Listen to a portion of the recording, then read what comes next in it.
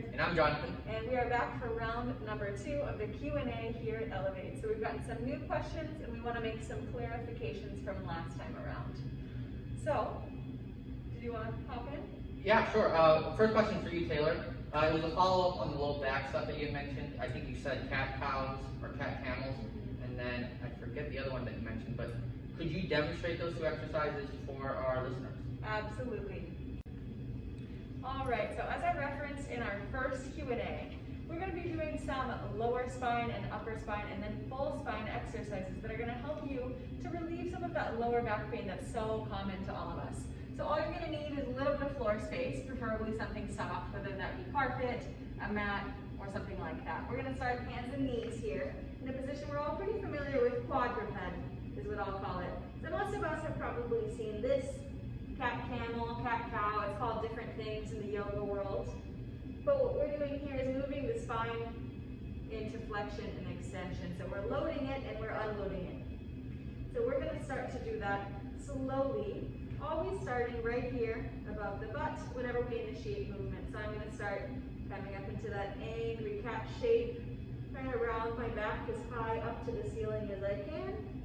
I bring the chin into the chest, and then we're going to reverse that, coming into the deepest arch that we can, as slowly as we can. We're going to go one more in each direction. Up, up, up. Trying to breathe into the back side. Trying to get a little taller and a little rounder. And then one more time, letting the belly drop toward the floor. Starting to feel some back muscles waking up here. Yeah, you can just work it out how it feels good. Don't worry too much about pace or control. We're going to work some spinal twists next. So we're just going to move on to our back here. From here, we're going to cross the right ankle over the left knee. We're going to let it pull that knee down, and we're going to look in the opposite direction. So you should feel a nice stretch across the low spine. Stay here for as long as you want. Slowly unwind. Switch, and same thing on the other side. So we're just trying to get the spine moving, right? Because just like any other joint, it needs movement to be healthy. And most of us just simply don't get enough of that. Slowly you can ease your way out of there. And that's going to be it. All right, so the second question is for you, Jonathan, and it has 2 parts to it. It has to do with working out at home. So part 1 is how often? So how many times in a week should someone be looking to work out at home? Part 2, what does that look like? So how long does the workout need to be? What would it consist of? Because we're all busy, we all have so many demands on our time. So how can we make the most with what we've got? Sure. Great question. I would say at the minimum, 3 days a week.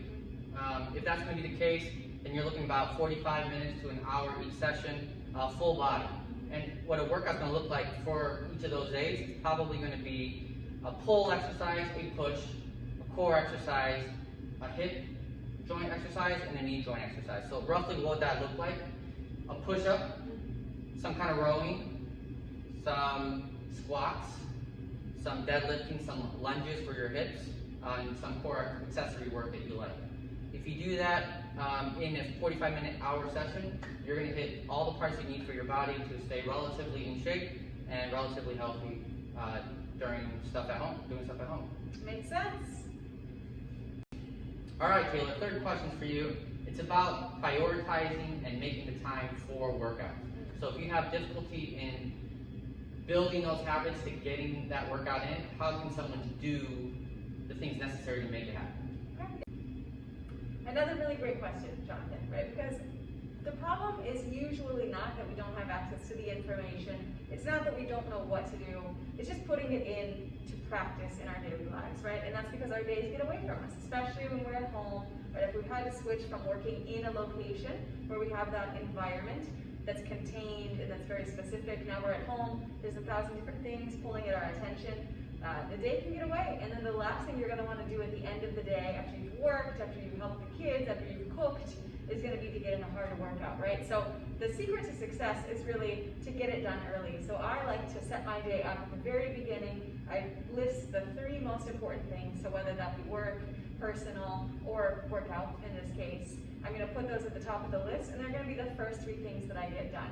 Because the sooner you can get it done, you check it off the list, that sense of accomplishment will build on itself, and then no matter what, you can end the day knowing that you were productive and you did what was important for you.